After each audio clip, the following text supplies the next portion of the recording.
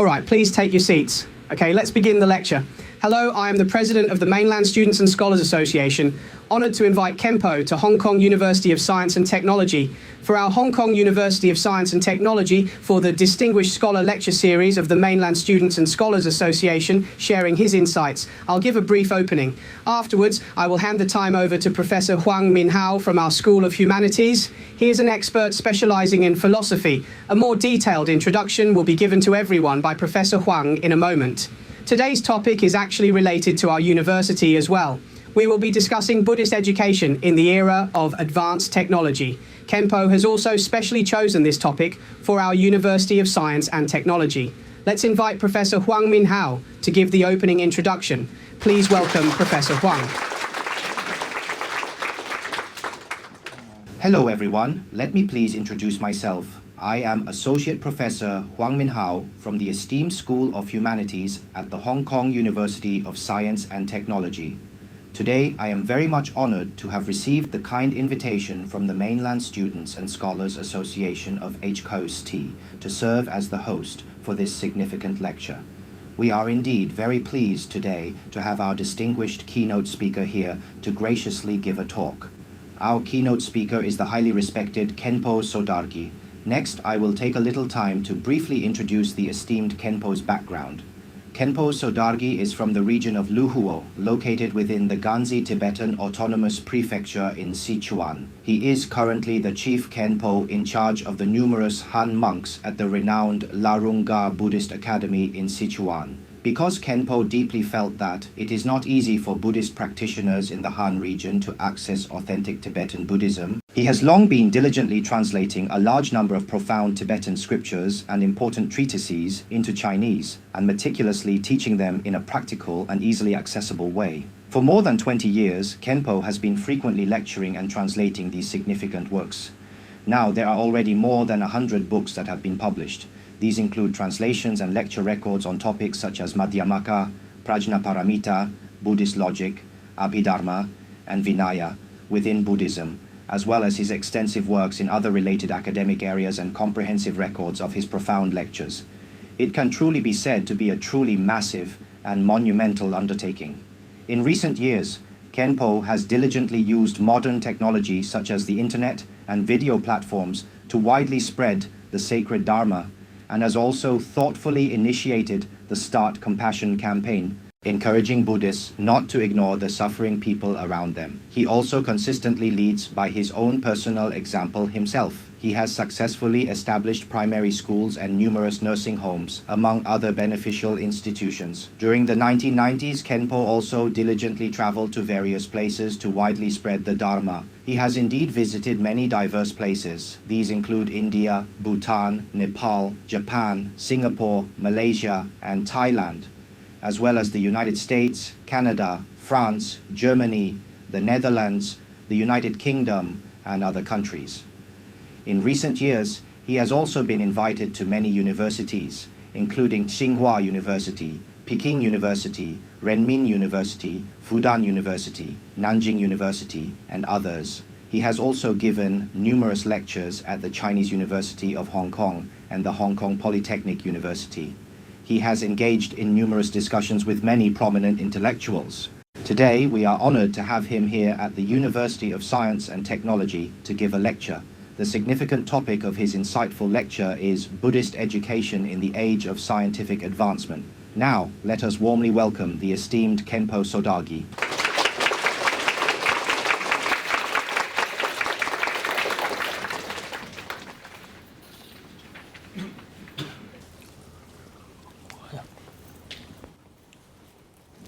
I am very happy to be here today to have a meaningful exchange with the esteemed teachers and brilliant students of the University of Science and Technology.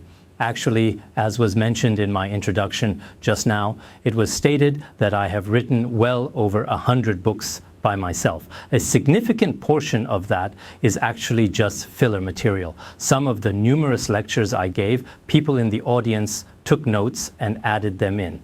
Later, some people might have counted all this text and said it amounted to over 100 books, but it's really not that many. It's just that I translated a few particularly precious treatises of Tibetan Buddhism.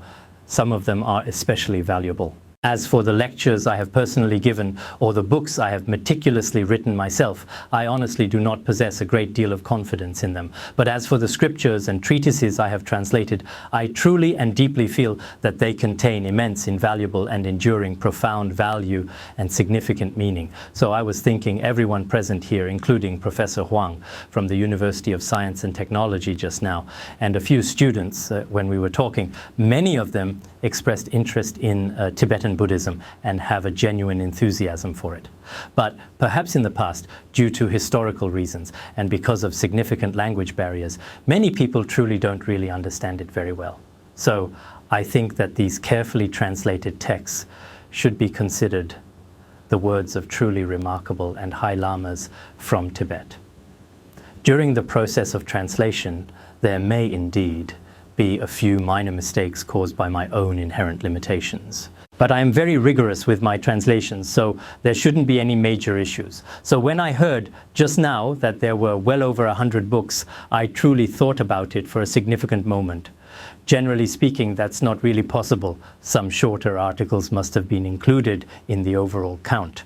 But I do have to admit, in my own personal view, there is indeed a rather precious portion of authentic Tibetan Buddhism included within these works.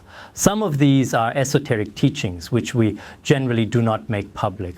But there are also some portions that, in the past, when His Holiness Jigme Phuntsok Rinpoche was still alive, these teachings were permitted to be shared with others after receiving the necessary empowerment.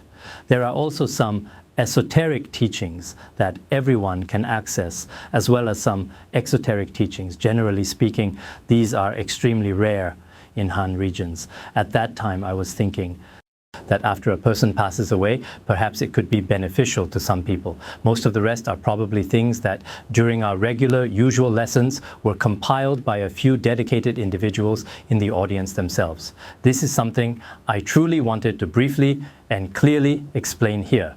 So today, the important topic we are going to thoroughly discuss with everyone is Buddhist education in the age of scientific advancement. We will begin our exploration right from the very beginning. The school initially suggested the topic of the practice and realization system of Tibetan Buddhism.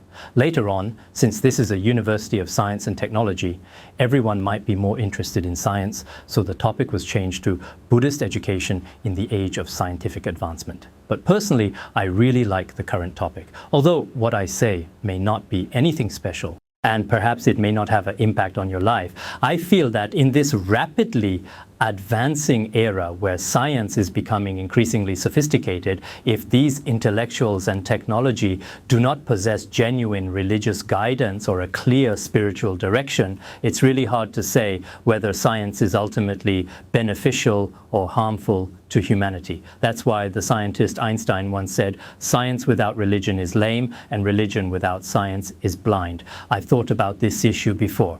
Later, I finally realized, for example, if science truly lacks proper religious guidance, then this particular science is very likely to cause significant harm to our environment, our society, and indeed all of humanity. No matter how advanced such science becomes, it won't go very far. In the end, it will collapse, just like a lame person. Similarly, the same principle applies to any religion. If it doesn't keep up with the times and can't withstand scientific observation and verification, then such a religion can't truly see very far either, just like a blind person. Perhaps everything this particular religion does or practices will ultimately end up being blind faith and misguided cultivation. This is a real possibility. Of course, what Einstein referred to was not limited to Buddhism, but I would like to illustrate this through some other articles. Einstein also had great admiration for Buddhism. Therefore, from this particular perspective nowadays, as a prominent university deeply engaged in advanced scientific research, we are indeed in very great need of comprehensive research and profound knowledge in the specialized field of Buddhist studies. Of course, the reason for this is actually very simple. Nowadays, society can truly be said to be in a rather unbalanced state.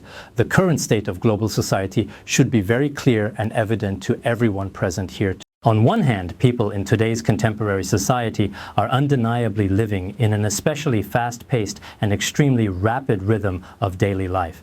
There was once a British report that clearly showed that the overall pace of our daily lives today is a full 10% faster than it was just 10 years ago. This finding is quite alarming and genuinely concerning, especially if our pace of life 10 years ago has already substantially increased by a noticeable 10% today. In another 10 years, we might become even busier. We might end up becoming so incredibly busy that we barely have any precious time left to truly sleep or properly rest. Because modern life is so incredibly hectic now, many people are constantly trying to make a substantial amount of money, achieve significant success, and accomplish numerous important things in a very short period of time. But even in such circumstances, our human bodies and available energy are still quite limited. There's a well-known saying that goes, the profound saying, time is money and efficiency is life, illustrates a fact. Nowadays, time is especially precious and incredibly valuable for everyone. Many philosophers have also consistently believed that time is life itself. There is such a saying. For example, for those individuals present here today, whether you attend a class or spend 2 hours on something, for many people, it can be said that this is a state where you are trading your life for it. So what does this state indicate? It means that as humanity has reached this point today, indeed, science has undeniably become more and more advanced. As everyone universally knows, compared to the past, in terms of material progress, things have truly advanced at a remarkably rapid pace. You could genuinely say that the profound difference between 50 years ago and now is like night and day. There is an enormous difference. However, when it comes to the truly peace and happiness of our own inner minds, as well as in terms of morality and virtue, do we have such remarkably rapid and profound progress? This is something that, it should be stated, is widely and universally recognized by all truly wise and discerning people. Absolutely not. Moreover, as our science becomes more and more increasingly, truly, profoundly ever advancing today, if people lack religious or Buddhist beliefs, if they don't have such a conscience, then in this world, many unreasonable things will keep happening one after another, repeatedly. For example, nowadays, many people put science in the hands of a very small number of people, those with great ambition or who are particularly ruthless. In such particular cases, they might go completely all out to produce what people now often refer to as the notorious toxic milk powder and the alarming Sudan red food products. There are also all kinds of other dangerous things, such as the industrial chemical malachite green and many more similar contaminants. These harmful substances have unfortunately and regrettably appeared in the world. What exactly is truly behind the emergence of these remarkable things? It is very highly likely that what our scientists are now producing and inventing can be done very quickly, and one could confidently say, quite easily. However, their conscience and their inherent sense of karma are not at all like those deeply ingrained in people from ancient times. Modern individuals predominantly care only about themselves, showing little concern for others. Therefore, in contemporary society, many people frequently refer to humans as economic animals. Everyone here should know, why are we called economic animals? Because we truly know the significant difference between humans and animals. Animals are very selfish. They only sustain themselves. Other than that, they genuinely do not care about or actively look after any other living beings. As for us humans today, on the surface, everyone wears colorful clothes, and our lifestyles are more luxurious and advanced in every aspect compared to the past. But our inner selves, as this concerning trend continues, there is less and less of a certain genuine feeling between people. Even between parents and their beloved children, there is hardly any true affection. Between husband and wife, every day is just about being busy with your own work. Other than that, there is basically nothing else. So what is the only thing in everyone's hearts? It's so-called career, money, and status. People are always thinking about these things. So to truly, sincerely, and deeply, from the bottom of our hearts really, indeed think, We should benefit all living beings in the world, or in other words, to give back meaningfully to society, to actively maintain the overall well-being of the entire society, and so on. When these deeply held virtuous ideals are gradually diminishing at this point, a very clear and increasingly obvious conflict arises between established morality and advancing technology. Once a society, a particular country, or even an entire ethnic group, as the material standard of living rises, but morality, that is the level of humanistic values, keeps declining, this is called a loss of balance between the spiritual and the material. So for a social group that has lost this balance, is it actually progressing or regressing? Many worldly experts are also very deeply concerned about this significant issue, including us as devoted Buddhists. Today, I am wearing a monastic robe like this. Just now, some students asked me, is this called a kasaya, or is it called a padan, or is it called something else? We can generally refer to it as the kasaya, which is specifically mentioned in the Buddha's sacred precepts. Those of us who wear the kasaya, whether we are facing intellectuals or going to some really remote places, we often share some basic Buddhist concepts and fundamental principles with ordinary people as well. Why do we do this? On the one hand, it is primarily because after diligently studying the Dharma ourselves, we have truly gained many profound and real benefits from its teachings. This is something that, even if we tell others, they may not necessarily understand. Just like drinking water, only you know if it's hot or cold, you understand it completely yourself. By studying these teachings passed down from the Buddha, and later the instructions handed down by great masters and accomplished teachers from India, Tibet, and China, they are truly priceless, incredibly precious, and wish-fulfilling jewels. Compared to all forms of worldly wealth, fleeting status, or any kind of material and worldly riches and possessions, speaking purely for myself, there is absolutely no way to compare them. I can truly and confidently say this today as well, with complete certainty. Because when I share the Dharma with everyone, it is not because I am seeking any particular goal. Nowadays, people speak very well on the surface, but in reality, everyone harbors their own motives. As an ordinary person, to be completely free of selfishness and self-interest is not possible at present. But for the most part, my intentions, I can say that no matter how tired I am, no matter what the circumstances are, I always feel that many of the principles in Buddhism are especially needed in today's society.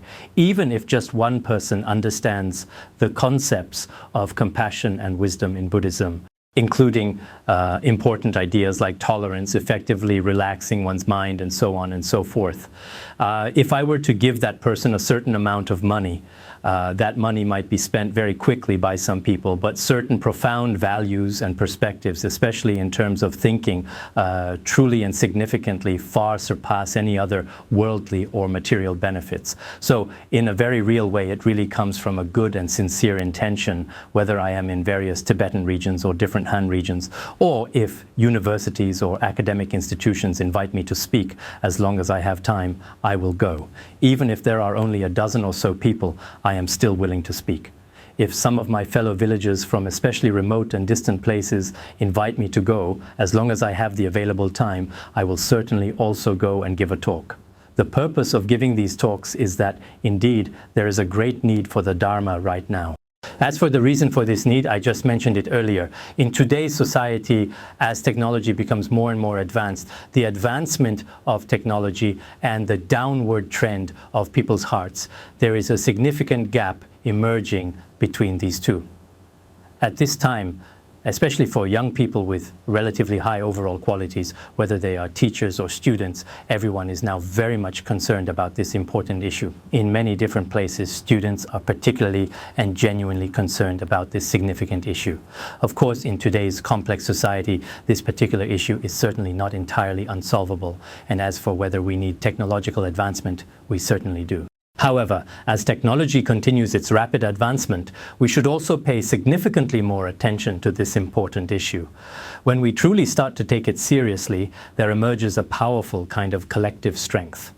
when everyone's fundamental way of thinking profoundly changes, we can confidently say that in the foreseeable future, especially among the intellectuals in higher education institutions, when they eventually enter society in the future, they truly need to understand the profound importance of this. Otherwise, if we merely regard the concepts of religion and Buddhism as a mere superstition or as something completely blind, or perhaps think that it truly has absolutely nothing to do with us, that it's just something that elderly men and women who diligently recite Buddha's sacred name do, and that we young people of the 21st century should be pursuing a very happy, truly fulfilling, and wonderfully enriching life, and always seeking happiness. Then, when we truly have to face life and death, when we really have to confront afflictions and our own personal suffering, I'm afraid we'll still have to return to where you started, even you were on the mountaintop, because in reality, you climbed up from the ground, and in the end, you still have to come back down. But when you come back, sometimes you might not be able to find the truly precious and deeply held beliefs you once cherished and embraced. So, in many diverse and extensive fields of academic and scientific research, I think we must never forget the profound and enduring traditions of ancient cultures and civilizations, along with the mysterious power and influence of religion. Its true and fundamental role in society is something that simply cannot be replaced or replicated by anything else. This profound and essential aspect is something that even now many students, whether they are experiencing deep confusion in their hearts, facing significant suffering in their lives, can resolve these issues through Buddhist teachings and the wisdom of ancient culture. I distinctly remember in the book Einstein on Life, there is a particular part within it which I believe is a truly pivotal aspect. Back in the beginning of December in 1950, Albert Einstein himself personally received a handwritten letter from a 19-year-old college student. Of course, at the beginning of the letter, the student mainly talked about why he came into this world, what life is really like, why he was born in this place and not somewhere else. These are questions that many college students have nowadays, a great deal of rather strange and unusual questions, a significant number of questions in general. After Einstein received this letter, as a great scientist, he did not simply ignore the matter, nor did he merely provide a perfunctory or superficial response. Instead, he personally took the time to compose and write a detailed reply to the inquiring student. In the very beginning of his reply, he talked about how one should properly view this complex matter, and he clearly stated that if you genuinely want to obtain a satisfactory answer, it might not be an easily attainable task for you at this precise moment. However, fundamentally, and most importantly, you should always endeavor to ask yourself whether you can keep doing the things you are currently facing and working on. This is also a particular kind of answer, but in the very end, he ultimately concluded by saying, no matter what the situation, within the scope of your current abilities, you should truly strive to satisfy the desires and needs of all individual, everyone. At the same time, it is truly important that you actively cultivate and build a harmonious and beautiful relationship with your friends.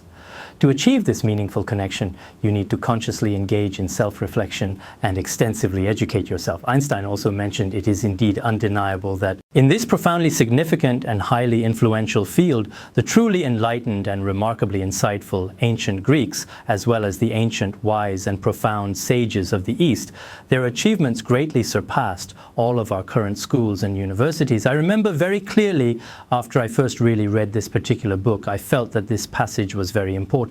So at the beginning, he really said, how exactly should we approach this particular society? It's impossible for us as mere individuals to change all of society. Perhaps if there are some karmic connections from previous lives, indeed some of your remarkable inventions, just like Steve Jobs, with the invention or even through a simple act, one might bring benefit to the whole world. If the right conditions are there, it's possible. But without those conditions, even if many people want to do, it may not happen. Nowadays, some young people are truly determined to become exceptionally successful individuals. They desperately look up to those who are extremely wealthy and highly successful today. But as a Buddhist myself, sometimes I really think it's not that easy, is it?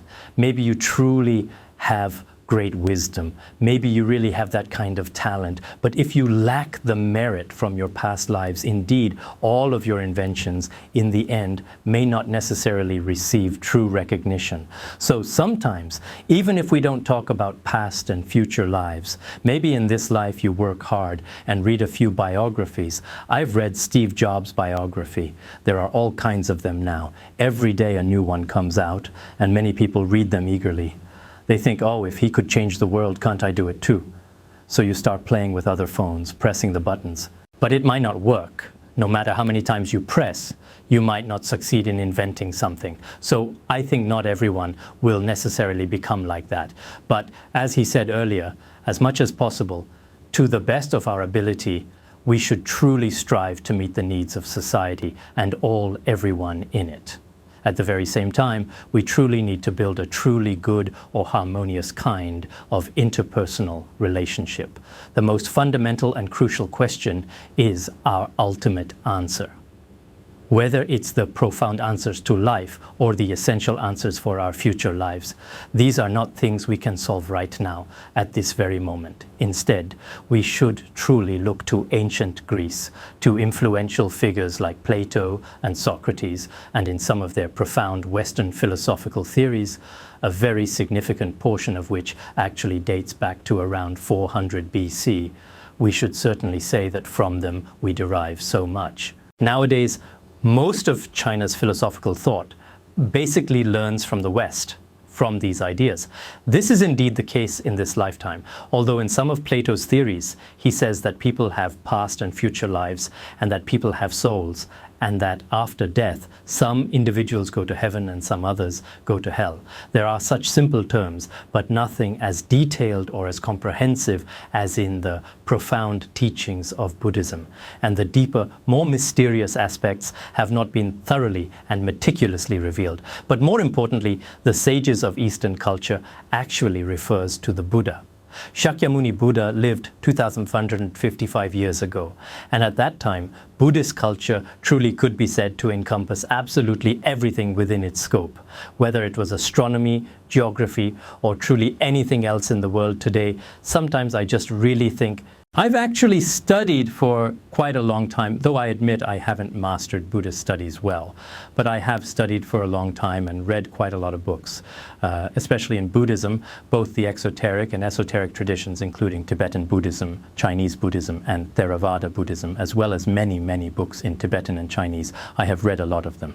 The more I diligently read and deeply reflect, the more I truly and profoundly feel that the inherent wisdom of Buddhism is truly and remarkably profound. With so much invaluable wisdom available as intellectuals today, we should earnestly and thoughtfully pursue its teachings. What should we trace back to? It is the wisdom of Buddhism from over 2,500 years ago. Just as Dr. Toynbee also said, if you truly want to save humanity in the 21st century, either you reach the principles clearly stated by Mahayana Buddhism or by Confucian and Mencian thought. At this particular point, I truly thought that nowadays, with science having become extremely advanced, we absolutely must not forget some of the fundamental ideas that are still found within religion.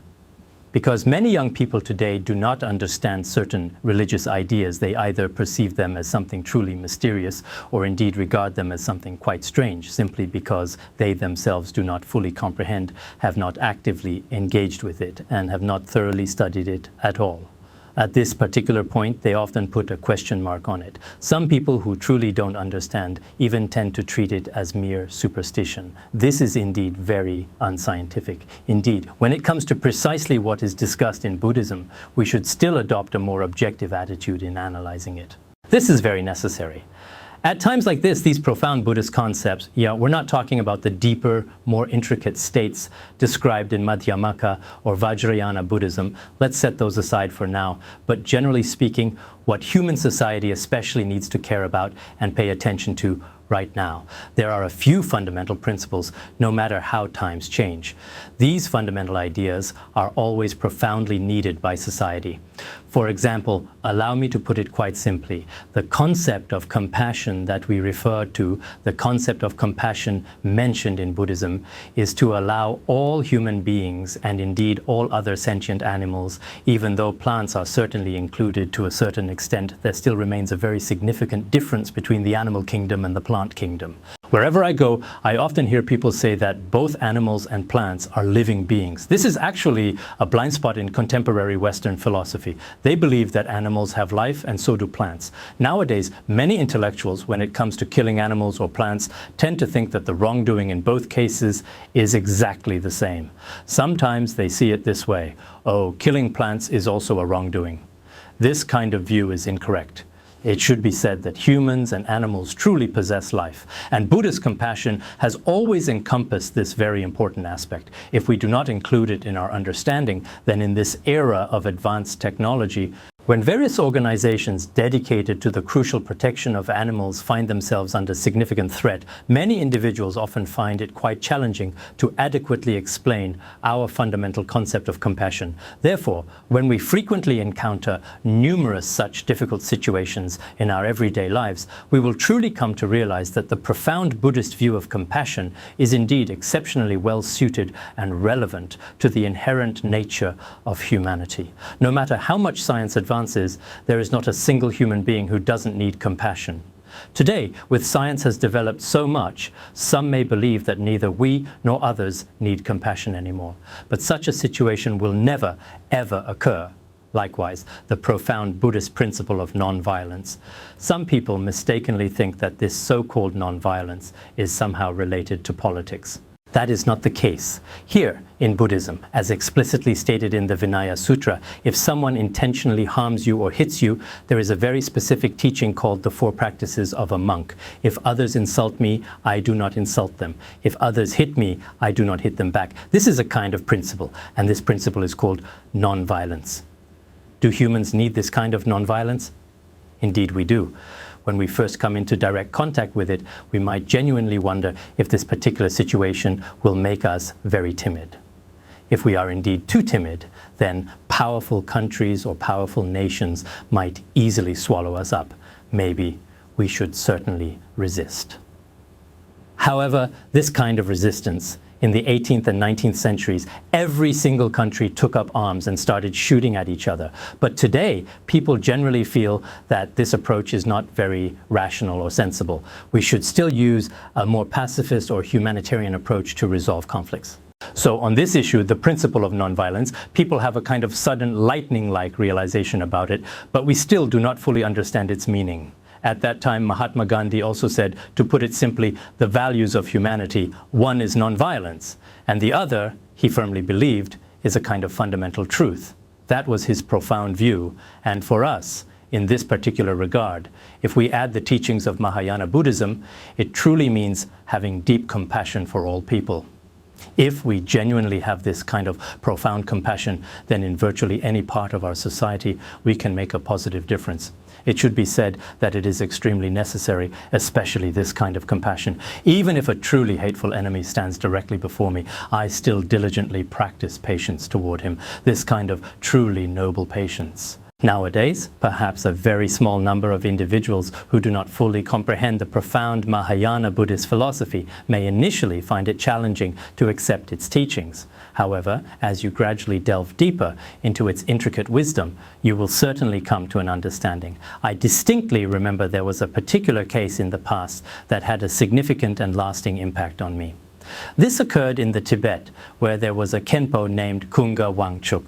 During the Cultural Revolution, he was imprisoned for more than 20 years. After he was released, he went to India. At that time, a great master asked him, "What were you most truly and really afraid of during your entire time and experience in prison?" This venerable Khenpo, having been unjustly imprisoned, endured unimaginable and brutal abuse during that incredibly tumultuous and oppressive era. Back in those difficult and challenging days, although I personally never went to prison myself, I vividly witnessed countless struggle sessions, including some involving monastics or lay people during the Cultural Revolution. At that particular time, it was truly as if a living hell was being enacted right here on earth. It was a dreadful experience. Even now, when I think back on it, some of those scenes from that particular time were truly shocking and utterly terrifying. In that kind of era, he was subjected to extremely cruel beatings and severe verbal abuse while incarcerated in prison. But that great master asked him, "During the more than 20 years you spent in prison, what were you most afraid of?" And what exactly was his answer? He said, "What I truly feared most was that I would develop a deep hatred toward those individuals who had harmed me. Losing my compassion, that was what I feared the most." He never said that during that era, while he was in prison, he was most afraid of starving to death or being beaten to death by others. He never said that. His profound concept of compassion, perhaps, is something that many find challenging to fully grasp. This is true not only for people who have never studied Buddhism in depth or practiced it seriously, even for those of us who consistently wear these robes and have spent many years within the monastery. When we hear something like this, if something like this were to actually happen to us, how might we truly react? For example, if someone were to hit me today, I might think, will there ever be a day when I get out of here? If he just hits me for no reason at all, then once I get out, I won't let it go easily. I want to find out exactly who this person is. In the past, some of us have had such thoughts, but when the true and profound Mahayana Buddhist ideals truly take root in one's heart, things profoundly change. Also, in Qinghai, there was once a truly great and revered master. This master, during that era, he was also criticized and struggled against every day. When someone was being criticized and struggled against, it usually went like this, right? Everyone at the assembly would sit together and the person being criticized would stand at the front. A few people would first talk about what mistakes this person had made in the past, how he diligently studied Buddhism, and so on and so forth. Then quite suddenly, one or two people would come up and start hitting him quite forcefully. But this great master, every time he went up there, when he had to endure this beating before the beginning, he would set his intention. Normally, I don't know if you've heard of it, it's called the 3 excellences. These excellences are, before doing any virtuous deed, you first give rise to bodhicitta. I generate bodhicitta for all sentient beings. Then, in the process, you remain in a state of non-attachment without clinging or suffering. In the end, he would dedicate the merit of this virtuous act to all sentient beings. In Buddhism, the most crucial concept is called the 3 excellences. The excellence of pure motivation, the excellence of non-attachment, and the excellence of profound dedication. These are truly the 3 excellences. Every time he was about to be beaten, he would first set his motivation. He would think, if someone is going to hit me today, I want to benefit them.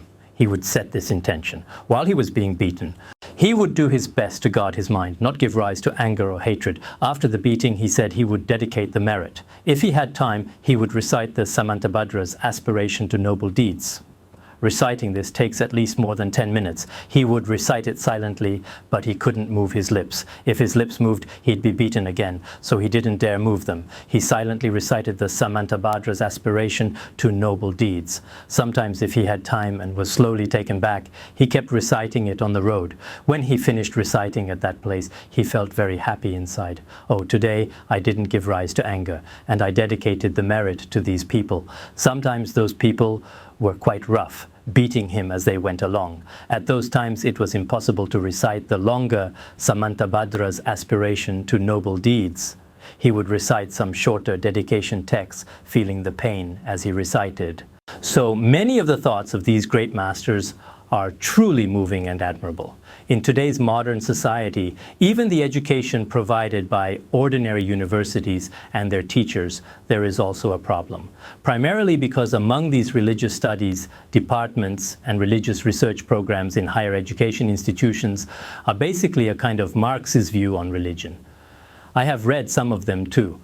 They are either a kind of philosophical thought, a theoretical approach to Western and Eastern philosophical thought, and even theoretically, much of it was fabricated by later generations, with only a portion being genuine. Perhaps it is possible that some fundamental truths that people are especially unwilling to accept have been deliberately omitted. Actually, many university courses nowadays, including some textbooks used in religious studies departments, if combined with genuine religious theories or actual practice, might be quite far off from the real thing. Therefore, I also sincerely hope that some students and dedicated teachers will take a genuine interest in authentic Buddhism. In this way, on one hand, of course, we need to engage with the textbooks of various schools. Other, we can't abandon the research materials and topics being studied. Because on one hand, this is related to your work and your life, as well as your important research projects and comprehensive reports. So these essential tasks certainly can't be abandoned either. But at the very same time, whether it's authentic Tibetan Buddhism or traditional Chinese Buddhism, some of the profound doctrines and intricate principles within Buddhism may indeed need to be carefully studied and diligently practiced in order to be truly understood. Only in this way can we truly grasp some of the concepts in Buddhism. So, as I mentioned earlier, for example, non-violence or the great compassion in Buddhism, these, when it comes to society, are still very much needed and highly valued by people in society today. For instance, if a scientist or a school teacher or a civil servant possesses such a truly kind and compassionate heart, then their fundamental and steadfast guiding principles will absolutely not change. Otherwise, many schools nowadays have gradually turned themselves into purely commercial enterprises. I once read an article about a notable American named Robert, who was an esteemed educator and also a significant reformer. He profoundly said that once a school truly becomes a business operation, that is indeed a truly sad and unfortunate thing. I see that some schools are just enrolling a lot of students. What is the purpose of enrolling so many students? It's mainly to serve their own commercial interests, including certain other relationships. Although there are many students, very few actually become truly knowledgeable or talented. Why is it that nowadays so many people can't find jobs and the unemployment rate keeps rising? In fact, a lot of people go to college, but very few truly gain knowledge. Because when you truly enter society, many individuals actually don't possess a real comprehensive university-level education. In reality, it's just that they have a university diploma in name only. But did you really learn anything in the process of becoming an adult? Perhaps during your formative years in college, you were often distracted. It's quite possible that you are constantly surfing the vast internet, or perhaps indulging deeply in all sorts of worldly obsessions. You spent all your precious time on these various, often unproductive things until you successfully graduate from college and subsequently enter the broader society. It's genuinely true that society indeed needs to hire people. Nowadays, whether it's various companies, government departments, or even teachers, everyone needs to hire people. But unfortunately, many university graduates in the world still can't find suitable jobs, including currently in mainland China now. Many PhD students and postdoctoral researchers also can't find work. They wait for 5 or 6 years, always waiting, and sometimes even when they take exams, it's because they weren't particularly focused during their studies, or maybe there are other reasons. As a direct result, our modern society often experiences a significant disconnect. I think some of it may also be deeply linked to various other contributing factors. But at the most fundamental level, whether it's teachers or students, their hearts and minds are not truly devoted to profound learning like people in ancient times were. Many people, even while at school, have minds that are always scattered and unfocused. The other day, I met a university student. He's a PhD candidate and is about to graduate. I asked him, how much knowledge have you actually learned during your time at school? He said, to get a diploma, I was just muddling through. I asked, why? What for? He said, it's not just me. At other universities, my classmates are all just muddling through as well. He's always just waiting for the days to pass, waiting for graduation. Of course, not everyone is like this, but indeed, this phenomenon does exist nowadays. At times like this, Buddhism talks about mindfulness and clear comprehension. We should use our own wisdom to reflect on ourselves. How should I give back to this society, to humanity? What kind of mindset should I have to repay the 4 kinds of kindness? In Buddhism, it is often said to repay the kindness of all sentient beings, to repay the kindness of our parents, to repay the kindness of our country, and to repay the kindness of the Holy. These are the 4 kinds of kindness that are generally taught. If we have, the concept of repaying the 4 kinds of kindness, therefore, whether you are currently enrolled in university or diligently listening to the valuable insights from your dedicated teachers, you absolutely will not completely waste or squander this precious and irreplaceable time. This is because you understand, first and foremost, my parents have worked tirelessly hard for more than 10 years, and for some individuals, their commitment has even spanned 20 years, consistently providing you with the most fundamental spiritual nourishment, as well as support in many other aspects, always like this. After entering society, whether it's sentient beings or the country, we should also have a sense of gratitude toward these people. Nowadays, many people really lack a sense of gratitude, whether toward country or for the valuable knowledge we've personally gained ourselves, including the profound kindness of our dedicated teachers. I am especially grateful for certain things in this world, including back when we were in elementary school, even if it was just a single word of guidance from those teachers who taught me. Even now, deep in my heart, I still feel very grateful. It really wasn't easy for them. Although I can't repay their kindness, I still try my best to do what I can, guided by my conscience. Just like what Einstein said earlier, I can't claim to have done very well, but I do my best, often reflecting on my actions, speech, and thoughts. I quietly dedicate the merit of what I do, so we have this sense of gratitude. It seems like today is Thanksgiving, right? The Western holiday. I'm grateful to all of you. In the Western world, it's typically observed on the 4th Thursday of November. Isn't that correct? That particular day is widely known as Thanksgiving. Actually, this inherent sense of gratitude that we often feel and express. Do any of you know how to sing Grateful Heart? There's a song. A lot of people on the mainland are especially good at singing it. The lyrics are really good. For many people, sometimes it's a kind of guidance. In our hearts, we develop a feeling toward others, no matter who it is. Nowadays, many people have complaints about society. This is unfair to me. That is not good to me. Everyone feels uncomfortable inside. In Buddhism, it's often said that the more you learn, the better you feel, and you should be able to let go of everything.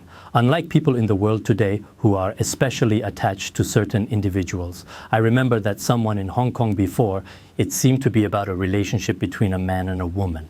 A man said the word break up, and afterwards more than 20 lives were lost as a result. I also read a book before that talked about something like this, including some young people in the world, whether it's about relationships or conflicts in life. Many of them have profound feelings of deep resentment, intense anger, significant affliction, and considerable pain. If you truly cultivate yourself better or diligently keep learning and continuously improving, these persistent pains will gradually and noticeably decrease. That's precisely why in Tibet sometimes I truly envy some of the dedicated practitioners living in the quiet, serene mountains there. These practitioners, although they don't have the especially affluent and abundant material lives of people in big cities nowadays, nor do they possess all kinds of modern benefits and conveniences. None of that. They all live very simple, plain, and uncomplicated lives with little desire and few worldly possessions. But deep down, fundamentally, they basically don't have strong desires or experience much suffering at all. I need to buy a house, buy a car, and figure out how to pay off some of my debt, or this person treats me unfairly, that person does this or that to me. There's always competition. None of that exists for them. So, this is a kind of happiness. If someone can experience this kind of happiness, I think it's a kind of inner awakening. Therefore, like at your Hong Kong University of Science and Technology, I genuinely believe that you are currently at the absolute pinnacle in terms of scientific research. I distinctly recall seeing, just a mere couple of days ago in fact actually, published in the Times, it explicitly stated that in 2011 your University of Science and Technology was ranked first in the entire Asian ranking list. After that, I think it was the University of Hong Kong. Then it was the National University of Singapore, ranked third. Fourth was the University of Tokyo in Japan, and fifth was the Chinese University of Hong Kong. It seems Peking University was indeed ranked 13th, and Tsinghua University was 16th. National Taiwan University was 21st, if I remember correctly. Looking at this, I believe that everyone gathered here today must have achieved some truly remarkable and significant breakthroughs in their respective fields of scientific research. However, after all, a great many individuals present here are still fundamentally human beings. And as mere mortals, as humans, we, well, not just possibly, but absolutely cannot escape the fundamental realities of life and death. This major issue of life and death will come to everyone on their path. If we truly have a deeper, more genuine understanding of religion or the profound and sacred teachings of Buddhism, and if you can change the world and benefit all other living beings, then of course that is the best. If you can't achieve that, then at least in terms of your own life, for example, the Buddhist view of impermanence and some basic Buddhist concepts, if you consistently practice them in your daily life, it truly brings about great personal benefit and profound well-being as well.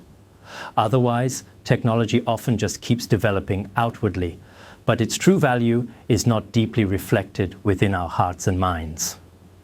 That may not be entirely true progress either. In the past, there were many scientific experiments conducted in American space programs, and when they truly reached their highest peak, the US president repeatedly and emphatically called out, proclaiming that now we have successfully conquered the vast expanse of outer space and possess even greater, more profound ambitions. But what is even more critically important for us? It is the exploration of inner space, in other words, delving into the complex and intricate issues of the human mind. At that time, even with America's advanced science and technology, from a material perspective, you could say we conquered space. But when it comes to our inner space, our inner cultivation, it may be very difficult to accomplish this by relying on scientists alone.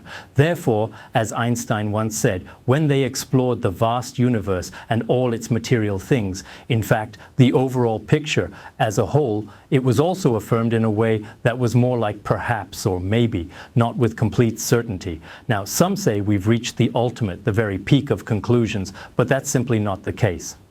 So, scientists have not yet made a final definitive decision, and no one has said that our research has reached its absolute end. So, at this point, everyone should take a look at themselves, and it's best to learn some Buddhist principles while you're still young. When you study this, you can approach it with curiosity, or you can treat it as a hobby and just get a general understanding. That's fine too. If you don't go deeper, that's also okay. But ideally, you should still spend some time to truly not only understand it, but also put it into practice. Some people often think, right now, I need to start a family and build my career, to do many truly meaningful things in the world, and then wait until I'm old to study Buddhism. But by then, all of your energy and many of your previously favorable conditions will be gone. So, as the ancients used to say, do not wait until old age to seek the way. Many graves belong to the young. Don't wait to study the way until your hair is white and your face is of wrinkles. If you only start learning at that time, you might be confused, misunderstand a lot, and fail to grasp much of it. If you haven't encountered the right conditions, there's nothing you can do. But I think in this age, indeed, many students and some dedicated teachers in various higher education institutions are truly not just interested in Buddhism. Some time ago, a few university students from this region also participated in the University Student Summer Camp that was held at our Larunga Buddhist Academy. At that particular time, I truly felt that the abilities of many individuals were genuinely impressive. And among ourselves, numerous profound questions that science currently cannot fully explain inevitably arise. Everyone is like this.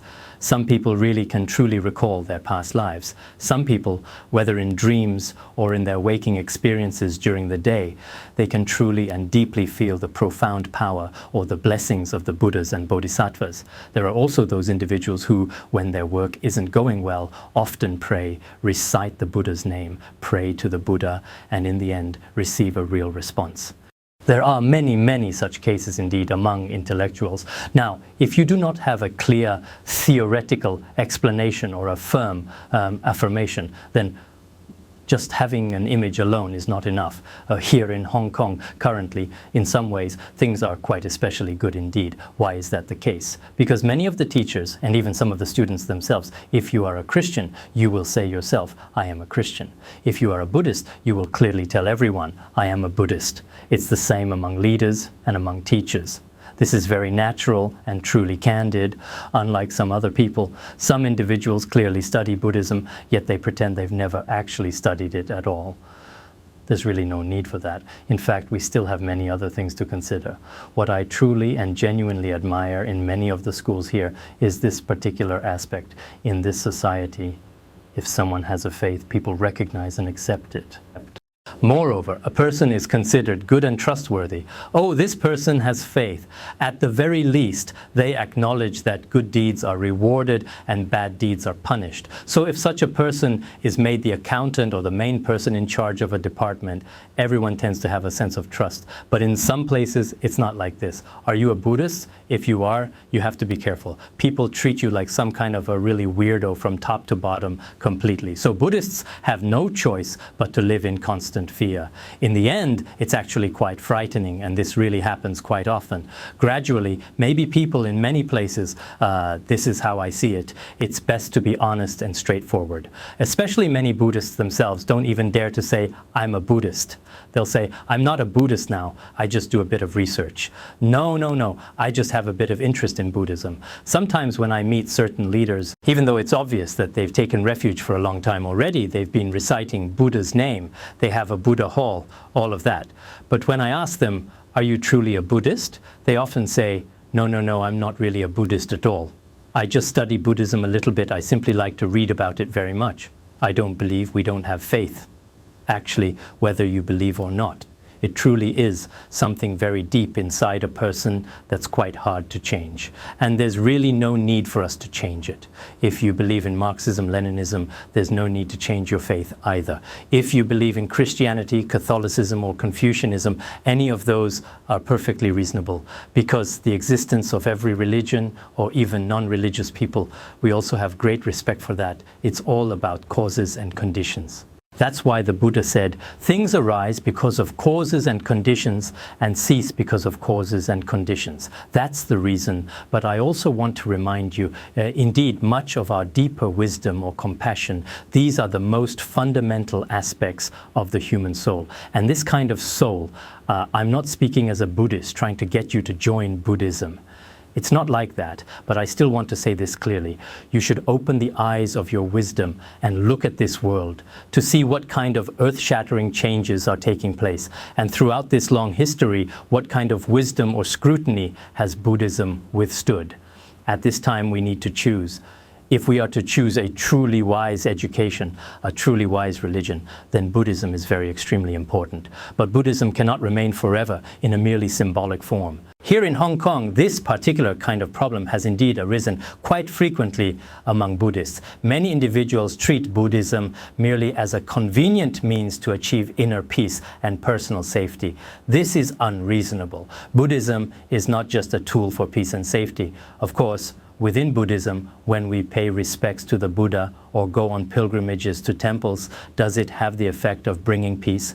Yes, it does. But what is the most fundamental aspect of Buddhism? It is a form of education. As either intellectuals or indeed as Buddhists, we must diligently study its essential teachings. If we carefully study it, in the very end, deep within our hearts, the invaluable wisdom and insightful understanding we gain will truly never be destroyed. You could say this kind of understanding is unbreakable. I truly believe that with this kind of valuable insight, whether it's in terms of wisdom, for example, in some areas of physics today, including quantum mechanics or any other field, even when observed with the most subtle microscopic wisdom, it remains unbreakable. And now, when we meticulously examine it, using the profound and encompassing ideas of universal love and boundless compassion, it also demonstrably stands up to rigorous scrutiny and careful examination. Therefore, I think the true breadth and depth of Buddhism and its vast ocean of countless scriptures and teachings are not being deeply studied by many Buddhists today. The atmosphere for studying is rather weak. On this point, I think our Buddhism is not just about appearances, not just about taking refuge or getting a certificate of refuge. If that's the case, today you'd be Buddhists receiving a certificate of refuge, attending ceremonies, seeing if you feel anything or if you have any spiritual responses, chatting, laughing, singing. That's fine too. This is just one aspect of Buddhism. But at the very core of your heart, you really need to deeply study Buddhist thought. It's best to study some traditional scriptures and treatises, especially their deeper meanings. If you really don't have the guidance of a good teacher, or if you don't have fellow practitioners to guide you, then at least some basic principles, those that we often emphasize in Buddhism, such as the Bodhicaryavatara, the stages of the path to enlightenment, or the preliminary practices of Dzogchen. These are simple and should also be studied. By studying and practicing these treatises, you can gain real benefit. If you haven't truly studied and practiced nowadays, many people skip the study and want to go straight to practice, but practice is very difficult. In the past, the renowned Sakya Pandita from Tibet also said, if you practice without properly listening to and studying the Dharma, most of the time it just becomes the cause for rebirth as an animal, because you don't understand the principles. If you don't understand the teachings and still try to practice, most of the time you won't succeed, whether it's meditation or tantric practice. Actually, when you practice Chan meditation, why does your mind become calm? What is the purpose of calming the mind? We need to have a theoretical foundation. We should first go through this set of theories. After you have completed the theoretical part, then practicing Zen meditation is also fine. So, does practicing Chan meditation in this particular way have any significant benefits? It definitely has many profound benefits. We're not even talking about some of the deeper, more intricate aspects, which perhaps science cannot yet verify, but some parts can actually indeed be verified. For example, specifically in New York, USA, there is a scientist named Joran. Over a considerable and extended period of diligent research and profound commitment, he studied the bodies of people practicing Zen meditation, using brain responses, MRI scans, and various other methods, conducting tests with electronic equipment. After carefully conducting these extensive tests, he regularly and meticulously tested the bodies of more than 20 different people. He carried out these tests for many years and later discovered that after consistently practicing Zen meditation, individuals' cellular immunity and overall bodily functions became remarkably robust. Moreover, what we commonly and generally refer to as, for example, depression, as well as many conditions like Alzheimer's disease in the world, these illnesses can all be completely counteracted. Overall, one's mindset becomes increasingly happier and more comfortable. In fact, practicing Chan meditation, even if we do not immediately gain insight into the next life or more profound spiritual principles, sepetsu, it still provides very significant benefits for some temporary circumstances in this present life. However, I believe that such practice must be grounded in theoretical understanding. Without a theoretical foundation, practical application will not truly succeed either. Some people just study a little or do some research and think that's enough. But in reality, just researching means you won't be able to feel or experience the profound meaning of Buddhism at all. When you have time, take a look at the Shurangama Sutra. The Shurangama Sutra says, if we truly hear the Dharma but do not genuinely practice it, it's essentially the same as not having heard it at all. It's like just talking about food, but if you don't actually eat it, you won't be able to fill your stomach. If you just keep saying steamed bun out loud, or would you perhaps consider using steamed bun kanji instead? You do indeed say steamed bun, don't you? Similarly, if you just say, here's an apple, a crisp, delicious apple. And in memory of Steve Jobs, everyone just takes a bite, that's enough. If you only talk about it like this, does it have any effect? No, it doesn't. You must actually practice. That's why so many college students and intellectuals, some people just talk big, making everything sound wonderful. But they've never actually practiced or even thought about it themselves. If you haven't even thought about it, the simplest Buddhist concepts, like the rarity of human life and impermanence, many people spend their whole lives studying Buddhism, some truly remarkable professors in religious studies don't feel anything at all. That's also very unreasonable. Therefore, we should genuinely and thoroughly conduct some serious research on Buddhism and engage in truly authentic and dedicated practice like this. This is an extremely important and crucial matter. Finally, I have a significant conclusion to share. Simply put, it is truly essential that everyone should cultivate profound wisdom within their hearts and minds, rather than allowing afflictions or troubles to take root and grow. In today's era, era of advanced technology, we should use Buddhist wisdom to destroy the afflictions within our minds. In the past, the Master Hsü Yun once said, "Let the fertile field of the mind not grow the pervasive weeds of ignorance, and instead let the beautiful flowers of wisdom bloom abundantly everywhere." I sincerely hope that in the fields of your minds, no weeds of ignorance and all forms of afflictions will ever grow and take root. Instead, may the flowers of profound wisdom, which deeply understand the nature of emptiness and the interconnected world, bloom abundantly everywhere and at all times, bringing enlightenment to all. Thank you very much.